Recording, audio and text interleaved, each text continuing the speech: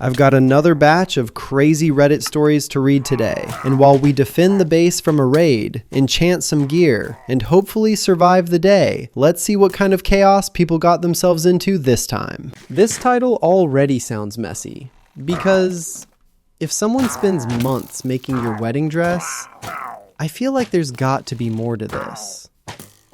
Ate for not giving my sister her wedding dress because she didn't invite my underage son? I, 40M, have a sister, 30F, who is getting married in a week. The groom proposed to her a year ago at a family dinner that left everyone speechless, but very happy for them as they are longtime companions. During this dinner, my sister asked my son, 17M, to make her wedding dress. My son has always loved design and fashion. He took technical courses in these areas and sewing, and even his friends keep asking for his clothes because they are so beautiful. He agreed, but said that he needed time and that he would need her opinion constantly. A 17-year-old making an entire wedding dress? That's actually really impressive. At first, my sister was very annoying. My son drew about 50 dress designs in a month, and she only liked one, which he continued with. He sewed it with great quality fabric, which I paid for, as I wanted to get involved in a certain way. For 5 months, he made several adjustments to suit her wishes, as she always complained about something. After a while, he arrived at the final model, and it was just amazing. My mother cried seeing my sister in the dress, and I confess that I almost got emotional too. 5 months. That's an incredible amount of work. The problem was that last week my son came to talk to me about the wedding invitation that had not arrived for him, but for other family members. I thought maybe he didn't need one, but it still felt weird. I messaged my sister raising this issue, and she replied that she didn't want any underage people at her wedding because there would be alcohol. I asked if she was going to make an exception for my son, but she cut me off and said no. Wait, the person who literally made the dress isn't invited? There are no children in our family. My son is the only minor, so I didn't see any sense in this rule for family members. And to make matters worse, my son was very sad and cried because he spent months on this dress and couldn't go to the wedding. I was very upset and told my sister that she should look for another dress as soon as possible, as she would no longer wear the one my son made. I honestly don't blame the kid for being hurt. Imagine putting that much effort into something and not even getting to see the bride wear it. She called and yelled at me, saying I was being unreasonable and that I couldn't do this. My mother called me, saying I should deliver the dress and follow the rules, but I didn't and hung up on her. Because of this, the family is divided. Many agree with me and condemn my sister's action, saying she could only make an exception. But another part says I'm unreasonable and I'm spoiling her big day. I don't think I'm being wrong, but just rational and paying her back in kind. So, AITA? Update. First, I would like to thank all the comments and suggestions. I really didn't expect my post to resonate so much. I talked to my son about the suggestions you guys gave me, and he agreed to sell the dress at market price. He calculated the price of everything, and the value was quite high. We sent the proposal to my sister, and she hated it. She said she couldn't afford it because it was too expensive, and it should be a gift because she is family. Interesting. Now family matters. I responded by saying that it was too easy to say she was family to get a free dress, but not enough to include my son. She cried on the call and begged me not to ruin her day, but I didn't care because that to me was nonsense. At no point did she offer to just let my son go or apologize for it. And for anyone who said that maybe she's homophobic, I'm not sure, but I think who could be influencing her is her fiancé, who is a Christian and has never been close to my son. However, I don't care if he's doing it or not. If she wants to exclude my son from this event, then she will also be cutting ties with me. And for those who are asking for a photo of the dress, I'm sorry to disappoint you, but my son didn't agree, and unfortunately, I won't post it because of that. If anything else happens, I'll let you know. Until then, thank you all. The update actually changed one thing for me. Before the update, I wondered if maybe there was some practical reason she couldn't make an exception. But She never apologized. She never offered to invite him. She never tried to fix it. She only wanted the dress. And I kept thinking about the timeline. 5 months of designing, around 50 different concepts, countless alterations, expensive fabric, all done by a 17-year-old. Then, 1 week before the wedding, he finds out he isn't invited. That would have hurt a lot.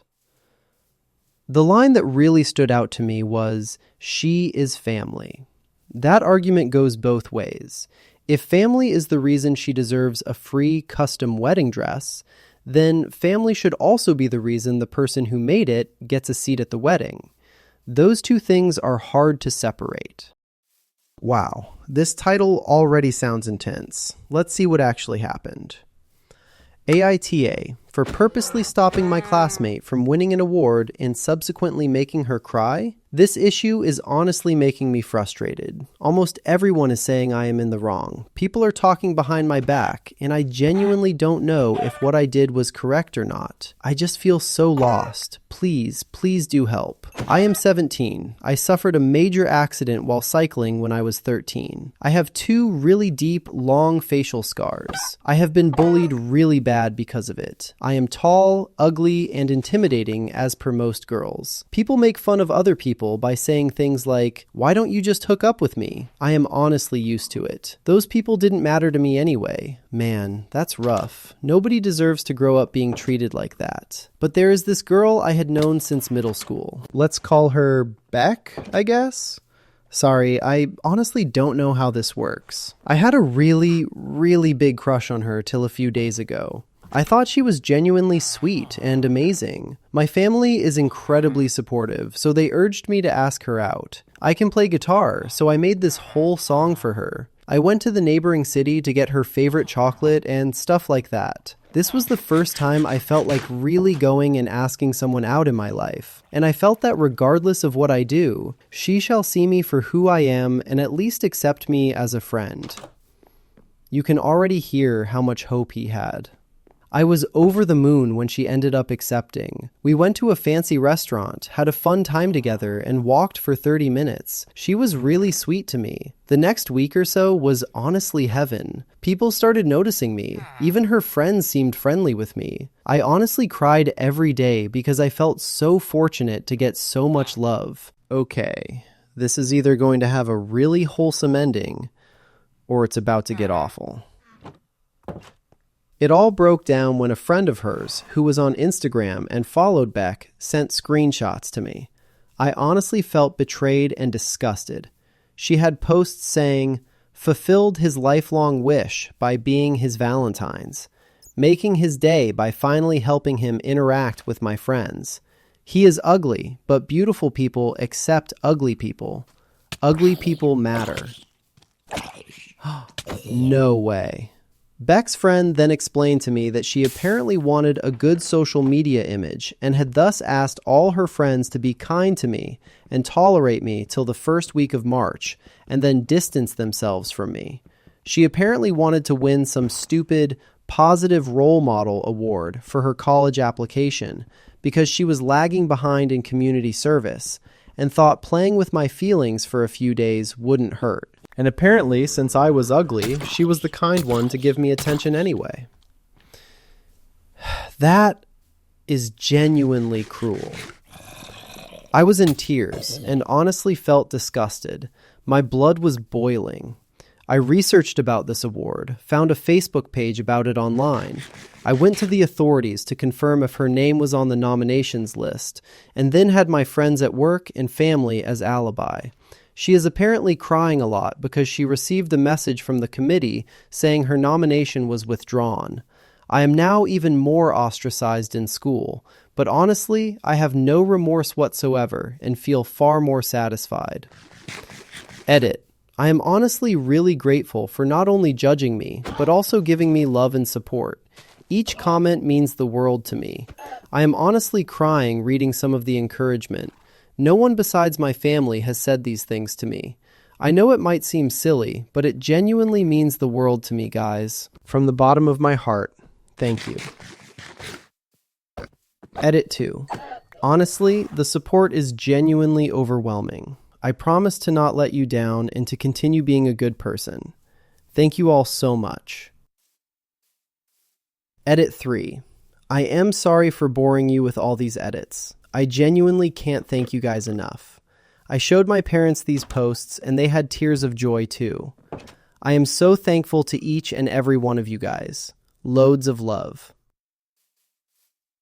But I have been noticing a worrying number of DMs saying I could have used her body and had some fun after knowing the truth, etc. I am not this kind of person and I hope nobody is. I have my own integrity. It's not right to force yourself on her. That's appalling. A couple of other DMs sent me links to secret webcams to expose her private photos, etc. It's honestly horrifying. I am not that kind of person and shall never ever be one. I just want to make the world a better place and the people around me happy. I thank these people for their support, but their way to go around it is very wrong. A lot of women are amazing. My mother is amazing. The person who sent the screenshots is amazing. My coworkers are amazing. And I am sure many women out there are amazing. Please don't tell me to take the red pill or anything of that sort, because I am not going to do that, ever. Please don't say all women are manipulative, etc. This post isn't anti-women in any way. It's me talking about the person I believe wronged me. That last edit honestly stood out to me almost as much as the story itself. This guy had every reason to become bitter after what happened. Instead, he went out of his way to say, "No, I'm not going to blame an entire group of people because one person treated me terribly." That takes a lot of maturity. As for the award, if it really was based on kindness, empathy, and character, and she was secretly humiliating someone online while pretending to help them, then that nomination didn't reflect reality. Could reporting it make people at school dislike him? Unfortunately, yeah, high school can be like that. But the committee was supposed to judge her based on who she actually was, not on a fake image.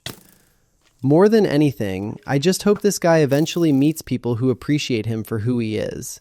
Because reading those edits, he honestly came across as far kinder than most people in this story. Okay. The quotation marks around losing already tell me this probably wasn't an accident. Let's see what happened. It for losing my passport to avoid babysitting on my vacation. I, F17, still live at home. My sister, 28, is married and has 2 kids, 5/3. Whenever she comes over to visit my parents, they stick me with the kids. This wouldn't be a problem, except she doesn't visit for an evening. She will come for a week, and for that week, I'm an unpaid nanny. Yeah, that already sounds exhausting. If we go out to a restaurant, I have to entertain them because my mom needs to talk to my sister and BIL. You get the picture. My parents decided that since this was my last summer before I became an adult, we would be going to Disneyland to celebrate my graduation. I asked who was going, and they said it was just the 3 of us. I have a feeling that's not going to stay true for very long. But when we got to the airport, my sister and her family were there. Strangely enough, they were also going to Disneyland. Oh, so that's why the title is what it is. I went into my backpack and grabbed my passport. I put it in my sock. When we got to the international security, I couldn't find it. We looked everywhere. I had to Uber home, and I missed my flight. Oh well, I get to stay home by myself for a week of peace and quiet. I can't lie, the "oh well" made me laugh. My parents were very mad at me for losing my passport. The money they spent on my flight and entrance was wasted. Darn. My mom and sister have both been posting about how hard it is to be at Disneyland with 2 little ones. They both posted that I ruined the vacation by being so thoughtless. Interesting. They're talking an awful lot about how hard it is with the kids. Almost like they expected someone else to help. My dad says he knows why I did it, and he understands. But he says I should have let him know so he didn't waste money. He said he would have gone along with my ruse. I feel bad about wasting money, but I have been to Disneyland before, and I will go again later by myself or with friends. I think the dad's response is actually the most revealing part of the story. If even he immediately knew why she did it, that suggests this wasn't some one-time misunderstanding. It sounds like a pattern everyone was already aware of. Now, do I think pretending to lose the passport was the ideal solution? Probably not. It did waste a lot of money. But it's also worth asking why she felt she needed to come up with a plan like this in the first place. According to the story, she specifically asked who was going and was told it was just her and her parents. Then she arrived at the airport and discovered her sister's family was joining the trip. If that surprise was intentional, I can understand why she'd feel trapped, because once you're already standing in the airport, it's a lot harder to say, actually, I don't want to spend my graduation trip babysitting. And those social media posts were kind of ironic, complaining about how difficult Disneyland is with 2 young kids, while also insisting the 17-year-old should have been there. That almost answers the question by itself. I still think telling her dad beforehand would have saved everyone a lot of money, especially since he admitted he would have helped her pull it off. But the bigger issue here doesn't seem to be the passport. It seems to be that a graduation trip somehow turned into another week of unpaid childcare. This next one, I have a feeling this is either going to be a huge misunderstanding or a relationship ending story. Am I overreacting for seriously reconsidering my relationship after what my boyfriend did during my medical emergency?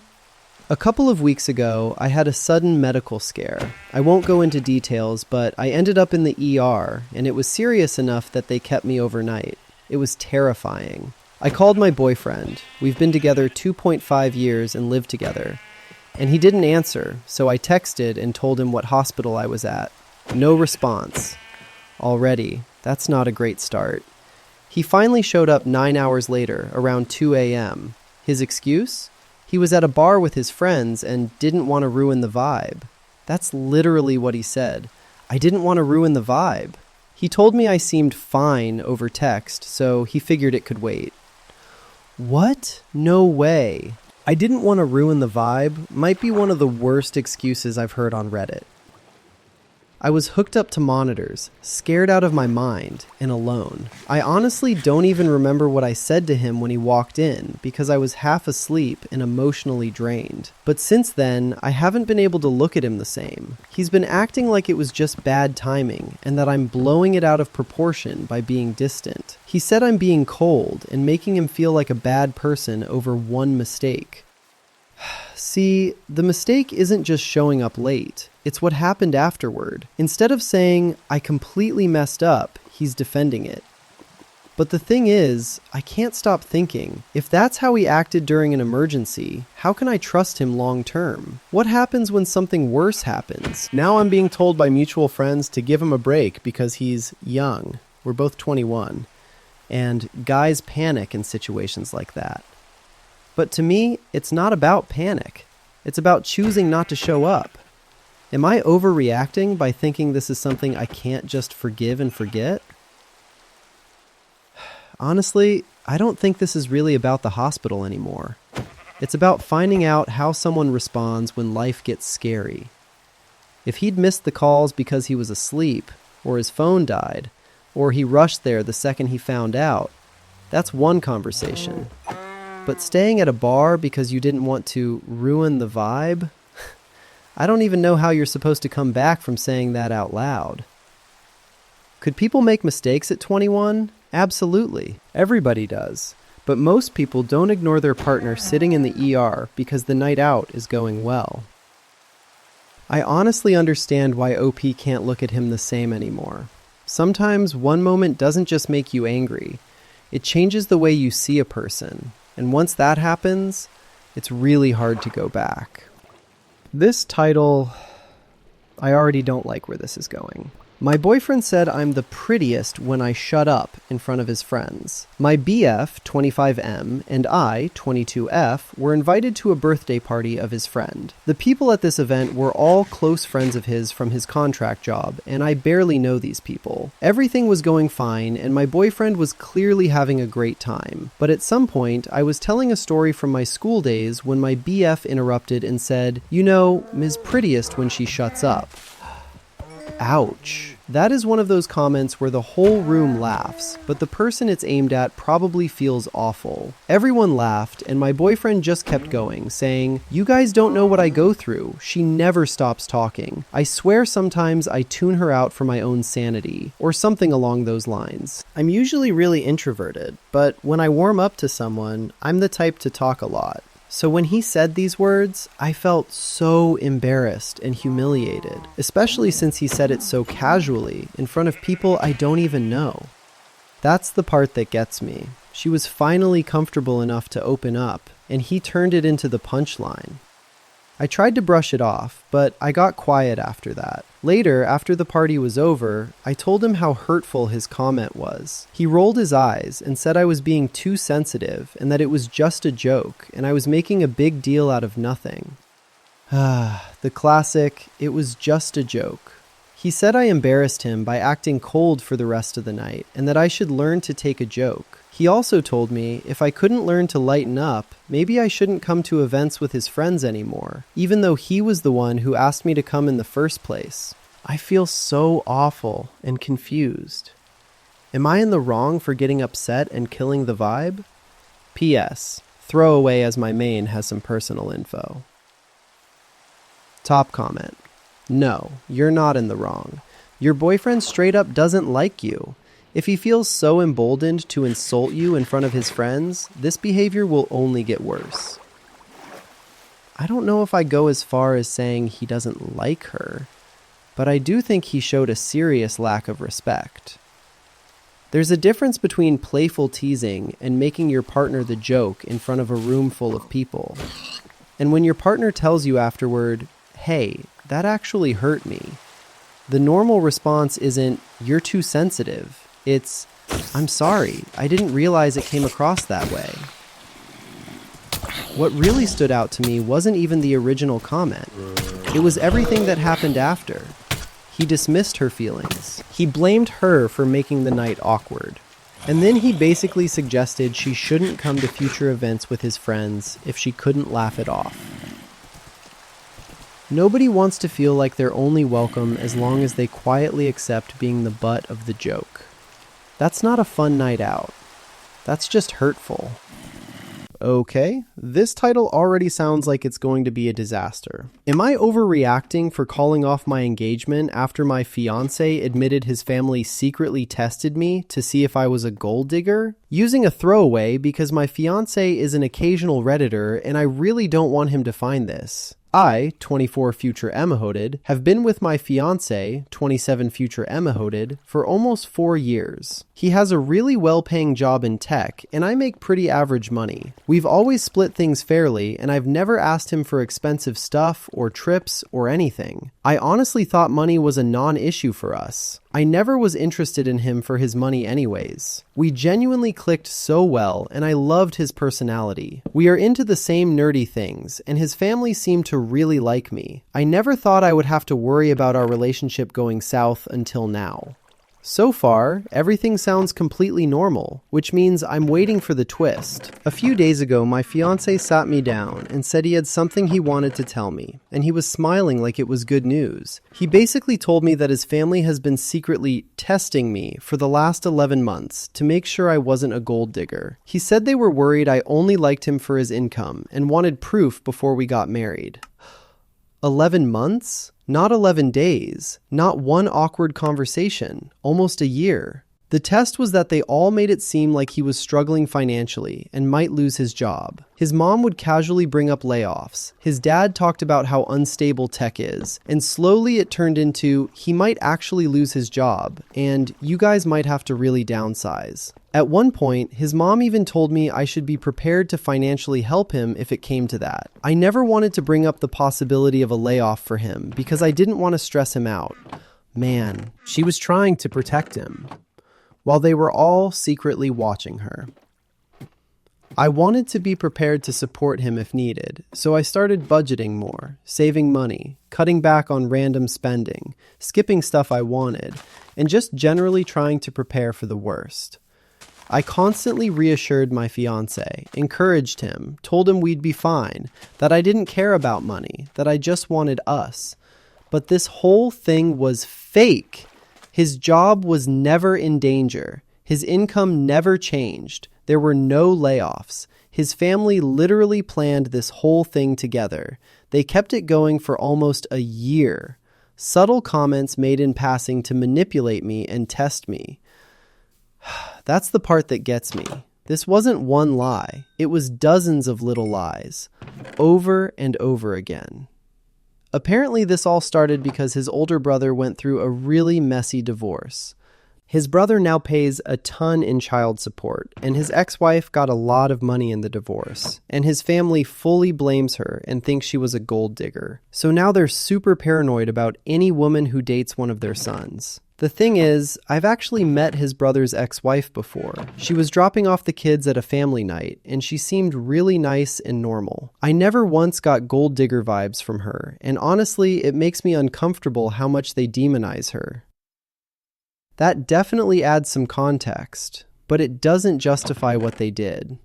My fiancé said his parents finally told him that I passed and that they felt comfortable with him marrying me now. He said he wanted to tell me because he thought I'd be relieved to know he actually isn't struggling financially and that it shows how much his family cares about protecting him. Then he tells me that to celebrate, he upgraded our honeymoon to a nice luxury resort in Hawaii. I mentioned this resort when initially honeymoon planning, but deemed it too expensive, so settled for a more modest option. But I feel weird about it. I don't want to be rewarded for being manipulated really well. Like, good job, we tricked you, and you were so gullible you believed it. Here's a nicer vacation. That line. I don't want to be rewarded for being manipulated. Yeah, I completely understand why that feels so strange. I told him I felt manipulated, embarrassed, and honestly humiliated that his whole family was watching my reactions and judging my character behind my back for almost a year. He said I'm looking at it wrong and that I proved I'm not with him for his money and that this should make me feel more secure in our relationship. I wish I could ask my family what they thought, but unfortunately, my mom passed away 2 years ago and I don't have a relationship with my father. I'm feeling sad and lost because I don't have a reliable second opinion to lean on. His family had become my family. That's what makes this even harder. His family is acting like this is totally normal and that I should be proud of myself. His mom literally said, "Most girls wouldn't have handled that so gracefully." That honestly makes it even worse, because it sounds like they genuinely expected her to thank them. I told him I need space, and I'm seriously considering calling off the engagement, but I honestly don't know what to do. I love him, and this is so out of left field. Now everyone is acting like I'm blowing this out of proportion and being dramatic. Part of me wonders if I am, but another part of me feels like my trust is completely broken. AIO? I'm not sure if tests like this are normal. I feel weird about it. I don't know. Please help. TLDR. Fiancé's family secretly tested me for almost a year to see if I was a gold digger by suggesting potential financial struggles. I changed my lifestyle and supported him, only to find out it was all fake. They said I passed and upgraded our honeymoon as a reward. I feel manipulated and am now considering calling off the engagement. Edit. A couple people are asking why he didn't just ask for a prenup. We actually did discuss this before we got engaged, and I told him I would be open to a prenup. I brought this up when he confessed, and he said he wasn't necessarily worried about divorce. The whole thing was about testing my character and making sure I was a morally good person before he married me. It doesn't make much sense to me, and feels like his whole family went way out of their way to do some stupid morality test. I've never even given the indication that I'm shallow, so it really hurts. I just think they are suspicious of any outsiders who come into their family. Also, I misspoke when I said the Hawaii resort was all-inclusive. I guess I've used that word interchangeably for describing a really nice resort. Top comments. In their effort to prove that you are a morally decent person, they have proved that they are not. They thought she wasn't good enough for him. They're not good enough for her. I think what would bother me the most isn't even the original idea. It's that it lasted for almost a year. A prank lasts a few minutes. A misunderstanding lasts a conversation. This was 11 months of coordinated deception. His parents, his dad, his mom, and her own fiancé, all telling the same story.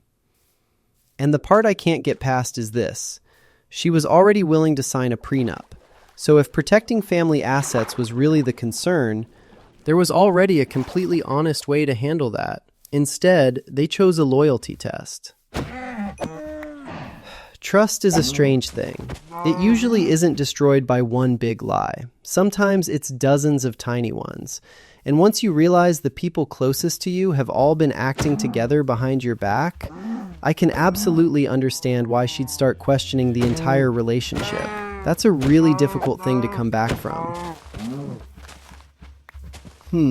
This one already sounds complicated. Let's see what happened. Am I overreacting for wanting my boyfriend to back out of a destination wedding he's the best man for because I was uninvited from the wedding? My boyfriend, 35M, is the best man for his best friend's wedding in a few months. I, 31F, was originally invited to this wedding as his +1 as well. The wedding is a destination wedding at an extremely expensive resort. All flights and hotels for both of us have been booked and paid for already. I have met the bride and groom-to-be a handful of times, have always been friendly with them, and was invited to attend their joint bachelor and bachelorette trip as my boyfriend's +1. I attended the weekend trip and had a great time getting to know everyone that will be at the wedding, and was really looking forward to seeing everyone again at the wedding. So far, nothing sounds unusual. I never felt any sort of animosity, and came out of the weekend thinking everyone had a great time partying with each other. Turns out the bride felt some type of way about me and has uninvited me from the wedding. I have not had any conversations with the bride or groom, but my boyfriend received the news from the groom. From what I heard of the conversation, it seems like the groom doesn't agree with this fiancé and was really uncomfortable to deliver the message, but his hands were tied. My boyfriend has received details on what happened to make the bride feel that way towards me, and we both agree that it's a ridiculous overreaction and a huge misunderstanding. Long story short, the bride felt as if I didn't make an effort to make her feel special and was trying to take her spotlight. Wait, trying to take her spotlight? I feel like we're missing a huge piece of this story. My boyfriend contacted the other friends who were there that weekend as well, and everyone is in agreement that this is an overreaction and misunderstanding. The thing that bothers me the most is that everything that was listed out that I was doing to make her feel that way, everybody else was doing it as well.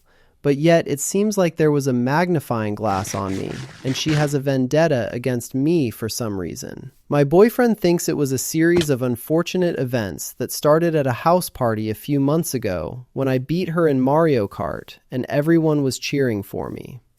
Okay, I really hope it wasn't actually the Mario Kart. That would be one of the most Reddit reasons ever. I voiced to my boyfriend that I'm more than willing to have a conversation with the bride to clear the misunderstanding to try and get her to change her mind. But at the same time, I'm not really sure I want to go to this wedding anymore anyways, as I would hate to be somewhere I'm not wanted.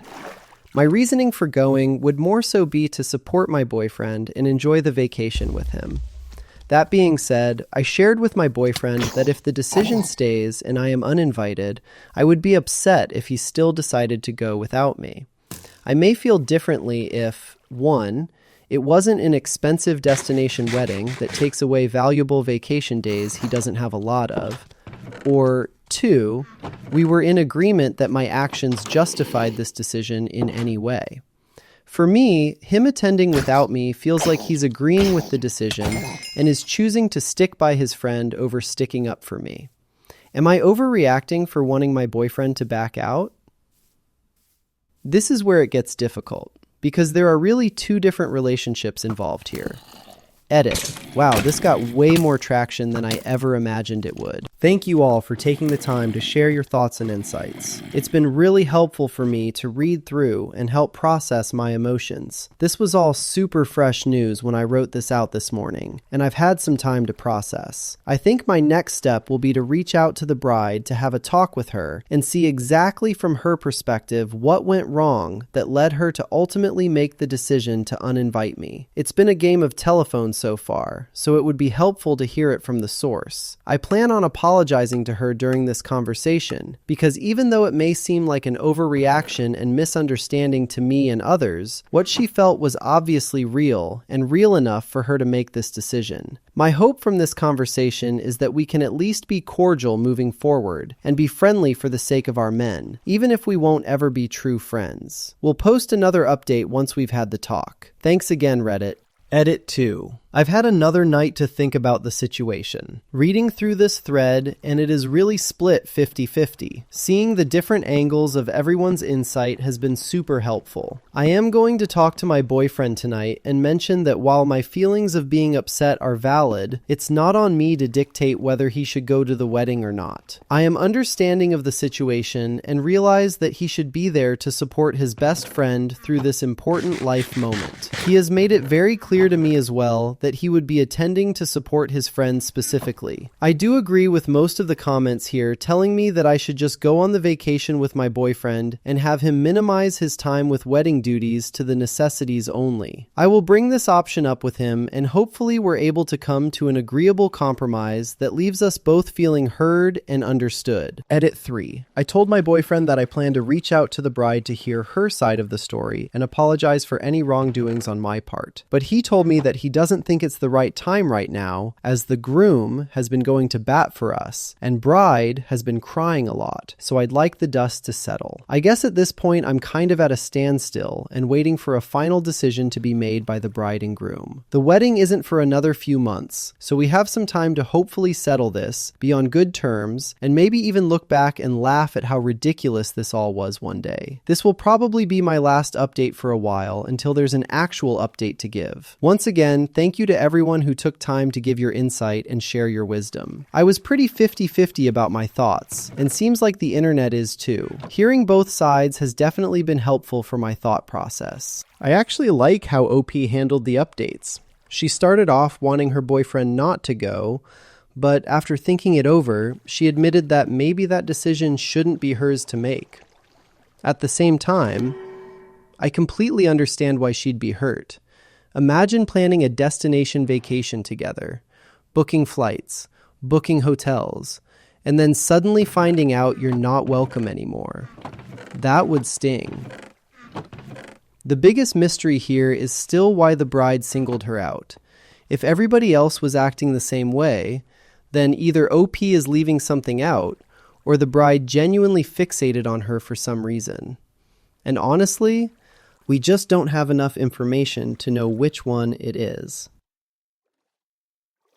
I do think trying to have a calm conversation with the bride is probably the best next step, because right now, everything is coming through other people, and that's usually how misunderstandings get even bigger. Hopefully, by the time the wedding actually happens, everyone can at least be on the same page. I definitely want to upgrade my fishing rod with Luck of the Sea. I've been wanting to see what kind of loot we can pull out of the water. This title, I don't think this is really going to be about the friend. I think it's going to be about what the boyfriend's reaction says. I told my boyfriend I was uncomfortable with his friend who abused his ex. He won't drop him. Am I overreacting? I and my boyfriend have this childhood friend, we'll call him Alan. They've been close since like middle school. Cool, whatever. Anyway, a month ago, Alan's girlfriend dumped him because he was cheating. Not just texting other girls, but also guys. Had Grindr and like 3 other apps, literally scheduling hookups behind her back. Super grimy stuff. That's already bad, and somehow I get the feeling it's about to get much worse. When she found out and ended things, rightfully, he apparently lost it. He begged her to take him back, and when she wouldn't, he snapped. From what I heard, he grabbed her by the throat and pinned her down. Then later, he keyed her car and slashed her tires. Yeah, real unhinged behavior. Yeah, that's way beyond someone just going through a hard time. I didn't know the full story until yesterday. One of my girlfriends filled me in. I had seen my boyfriend hanging out with Alan a few times recently, but I thought it was just casual checking in on him stuff. Once I found out what really happened, I was livid. I called my boyfriend and told him straight up, "What Alan did is seriously messed up, and I don't get why you're still hanging out with him." He kind of tried to defend it, saying Alan's going through stuff, and that he's known him forever, so it's hard to cut him off. He even said he warned Alan that if he ever touches another girl again, he'd beat him up. See, that wording really stands out. If he ever touches another girl again, not what you already did was unacceptable. I told him I just assumed he'd drop anyone who did something that disgusting. Like, that should be a no-brainer, right? He went all quiet, told me good night, and hung up. He didn't text me at all the next day. Not a single hey or good morning. Nothing. That silence probably said just as much as the conversation did. So I talked to my mom about it, because moms are wise, and she helped me write out a message to try and explain where I'm coming from. I sent it to him, hoping it would get through. Spoiler, it didn't. He doubled down, said he didn't want to be the kind of friend who ditches someone when they're down. He literally said, "That's the difference between me and you," and that it's the Christian thing to forgive and support people even when they mess up. Like, okay, sure, forgiveness is fine, but supporting a guy who choked and stalked his ex, that's your hill to die on? He ended the convo by saying he had a lot to think about, then dipped again. And honestly, I'm not even mad anymore. Just kind of stunned and over it. Top comment. I don't think your boyfriend's views match yours, and I don't think you should stay in a relationship where he makes excuses for his male friend's abusive actions. When I was in my 20s, I was in the car with my ex, who was driving, and his friend in the back. Something happened, and my boyfriend got upset at me and said, "I should punch you for that." His friend leaned forward between the front seats in a heartbeat to tell him that if he ever said that again, he was going to get knocked out. That is a real man. I think there's an important distinction here. Nobody is saying Alan has to be abandoned forever. People can change. People can get help. People can take responsibility. But that usually starts with admitting what happened was serious. And from this story, it sounds like the boyfriend spent more time explaining why Alan acted that way than acknowledging what Alan actually did. The phrase, "he's going through stuff," is something I'd expect to hear if someone lost their job or was struggling mentally, not after allegedly grabbing someone by the throat and then vandalizing their car. And bringing Christianity into it, I don't think forgiveness and accountability are opposites. You can hope someone changes. You can encourage them to get help. You can even forgive someone.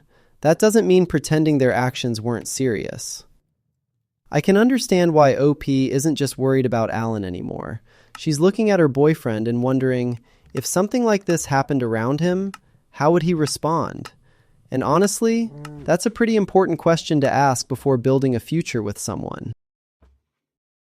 Okay, I'm already curious where this is going. Am I overreacting? Teacher said my daughter's report is immoral. My 9-year-old daughter has an assignment every year where they embody a historical figure of significance. She looks forward to this every year, and she really gets into picking her figure out and learning about them. They're supposed to pick 3 people, then the teacher chooses which of the 3 they can do. This year, my daughter chose Freddie Mercury, Prince, and Anne of Cleves. Today, the teacher messaged me saying saying that Freddie Mercury and Prince aren't acceptable because they weren't moral people, and Anne of Cleves isn't acceptable because she didn't make enough of an impact on the world. For reference, last year my daughter was Frida Kahlo, and the year before she was Josephine Baker. Wait, if the assignment is just an important person from history, where did the morality requirement suddenly come from? I prepared a big long response about how morality is subjective, every human is complex and not wholly moral or immoral, my family doesn't believe in judging other people's morality, and that choosing a moral person wasn't even a condition as part of the assignment. But then my husband came home and found me seething, and he thinks I'm overreacting and this isn't a fight worth fighting. So, am I overreacting, or should I stand my ground?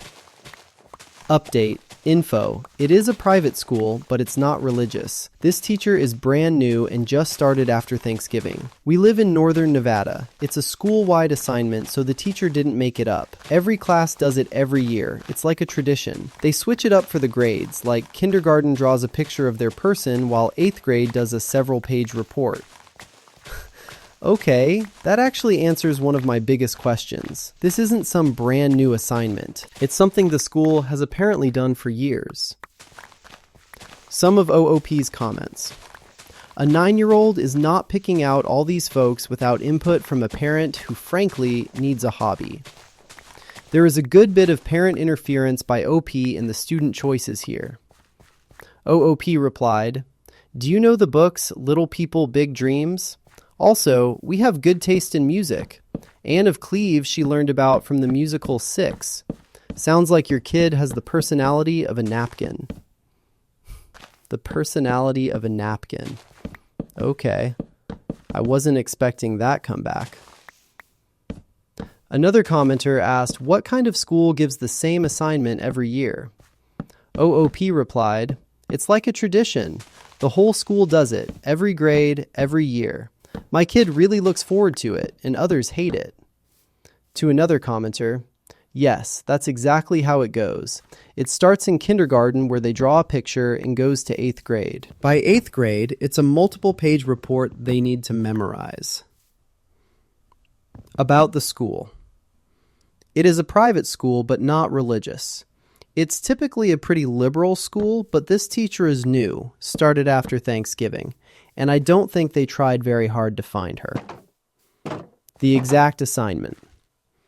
The assignment is a report of an important person from history, who they then embody for an oral presentation. These 3 she chose because she likes their music, and she has books about them, and she liked Anne because of Six. OOP also explained, "My daughter likes Anne of Cleves because of the musical Six. She likes the musicians because of their music, which she did hear because of her parents, but she liked them and chose them on her own. She also has several books from a series called Little People, Big Dreams, and that's where she first heard of Josephine Baker. That same series has a book on Mercury and Prince as well. Kahlo she discovered because we went to one of those exhibits where you can walk through the art, and she really loved Frida after that. The only time she went with my choice was in kindergarten when she was Betty White." I think the biggest issue here is consistency. If the assignment had always been, choose a historical figure known for outstanding moral character, then okay, those are the rules. But according to OP, that wasn't the assignment. It was simply an important historical figure. And honestly, history is full of incredibly influential people who also had flaws. If morally perfect becomes the requirement, that list gets very short very quickly. I also kind of love that this 9-year-old has such a random mix of choices. Freddie Mercury, Prince, Anne of Cleves. That's not a combination I would have guessed. I do think the parent should probably ask the teacher for clarification before turning it into a huge argument. Something as simple as, can you point me to where the assignment says the person has to meet a specific moral standard? Because if that's a brand new rule, it probably should have been communicated to everyone from the beginning. And if it isn't actually part of the assignment, then I can definitely understand why OP felt frustrated. Here's another one. I, first 23, found out 7 months ago that my boyfriend, Million26, has been cheating on me, but I haven't told him I know. I found out while he was away for work. A girl he slept with sent me a DM on Instagram. She told me everything and even sent pictures. I remember staring at my screen, my heart pounding, my hands shaking. I felt like my entire world had just shattered. I didn't even respond. Man, that's one of those messages nobody ever wants to receive. I just sat there, drowning in pain. I finally understood what it meant to have a dagger to the heart. Anyways, I made a decision. I wouldn't confront him. Instead, I grieved and mourned our relationship like it had already died. I've been with him for 3 years. I thought everything was going perfect. I didn't see this coming at all. That entire week, I was alone, cycling through every emotion imaginable. And this might sound crazy, but there was a part of me that almost needed to feel the pain. Like I was clinging to it, letting it consume me. And this may sound emo, but it felt good. I can't explain it, but I felt alive. Maybe this is borderline masochistic, but whatever. This is how I wanted to cope. That's actually a really sad way to describe it. Not because it's unusual, but because heartbreak really can feel like that sometimes. Meanwhile, the girl kept messaging me. More pictures, more details, receipts, and even videos. It just got worse and worse. It turned into taunts and cursing. It felt like she was desperate for us to break up. But I never responded. Instead, I kept reading her messages over and over, torturing myself with the truth, until at some point, it didn't hurt anymore. I started to feel numb. The cheating was already awful, but constantly rubbing it in, that's a whole different level. He was still himself, sweet and caring and affectionate. Like, honestly, I wouldn't have suspected a thing if that girl didn't DM me. He would sometimes catch on I'm acting off, and I'd blame my hormones or stress from work, and he would buy it. I pretended everything was fine, and he would have noticed something was deeply wrong if he wasn't busy cheating. I think it also helped we got along very well as roommates and friends. We were still having sex. He was a generous lover, too generous even, and it helped bear with it all. I lied, saying my implant fell out, so we began using condoms. And I got myself tested regularly. Thankfully, I was clean the whole time. I eventually started seeing him as someone I lived with, and we just happened to have sex. I'm really glad she got tested. Seriously, that was probably one of the smartest decisions in the entire story. It took months, but one day something inside me shifted. Like the love I had for him started fading. I went through every stage of grief. Now I feel free and lighter. I know I can live without him, and that realization is the most liberating feeling. This is the craziest part. Everything I once found beautiful about him started to look distorted. I started to see his flaws. It was like I was under a spell, adoring and loving this man. And now when I look at him, I'm like, how? This week, I'm moving into my own place, and I'm finally breaking up with him. I'm mentally checked out, and I'm at peace with myself. I am okay. I feel a sense of dread, but also relief that I will finally break up with him. It took 7 months to finally get over him. I don't know if I'll tell him that I know he cheated on me, or just say I don't want you anymore, or just ghost him. All I know is I'm breaking up with him. One of the top comments said, "You should absolutely tell him you know he cheated. Ghost him and leave the screenshots, but at least let him know that you know he's a terrible person." OOP replied, "I have a private folder on my phone with everything I saved. I was just using it to keep my feelings in check. This is a good idea." And then there was an update. I finally moved out early in the morning, right after he left for work. It was his place, and I didn't have much to begin with, so the move was easy. I'd been slowly filling up my new place over the past month, getting everything ready so I could leave without a hassle. A lot of you suggested I ghost him, but I couldn't. That's just not me. I don't like disappearing on people, even when they deserve it. So instead, I came back that evening and waited for him to get home from work around 7 p.m. I was nervous, but also kind of relieved for it all to finally be over. When he walked in, I was sitting at the dining table wearing my coat. He immediately sensed something was off. He asked me where I was going, and I told him, home. He laughed and said, "But you are home," clearly trying to play it off. Then I sent everything I'd been collecting, screenshots, videos, all of it, to his WhatsApp. He looked confused and asked why I was texting him, and then he opened the messages. I watched the color drain from his face. I didn't think I'd enjoy it, but I did. He went pale, breathing heavily, and just placed his phone on the table, staring at me like I was a ghost. I didn't say anything, just watching him. Yeah, he realized it was over right there. Then came the begging. He grabbed my hand, apologized over and over, said he didn't mean to cheat, claimed he ended it 3 months ago, that she meant nothing, and how much he loves me and wants to marry me. I told him we're never getting married, it's over, and I didn't say anything else. That's when he broke down crying like a child. I was honestly disgusted. I stood there watching him on his knees, clutching my legs, begging for forgiveness, and I felt nothing. No sympathy, no sadness, just done. I was completely checked out. I didn't want to say much to him. I just felt numb, and it felt pointless.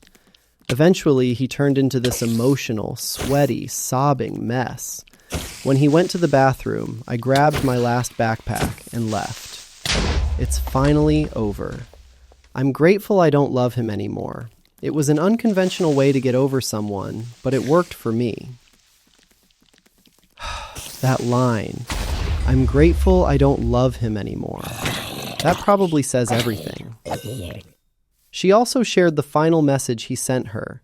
He apologized, but then started saying she was acting cold, that this wasn't the woman he knew, and suggested her friends had turned her against him. He even said, "I hope one day you look back and realize I owned my mistakes while you just iced me out instead of working through it." And OOP's only comment after quoting that line was, "LOL." That might actually be the funniest part of the whole story. Because even in his goodbye message, he still couldn't resist trying to make himself the victim. What really stands out to me isn't that she stayed for 7 months. It's that she spent those 7 months emotionally letting go before physically leaving. By the time he started crying, she'd already mourned the relationship. For him, the breakup happened that night. For her, it had happened 7 months earlier. All right, that's going to do it for today's video. If you made it all the way to the end, thank you so much for hanging out with me. I really appreciate you spending your time here while we defended the village, survived another Minecraft day, and read through some absolutely wild Reddit stories together.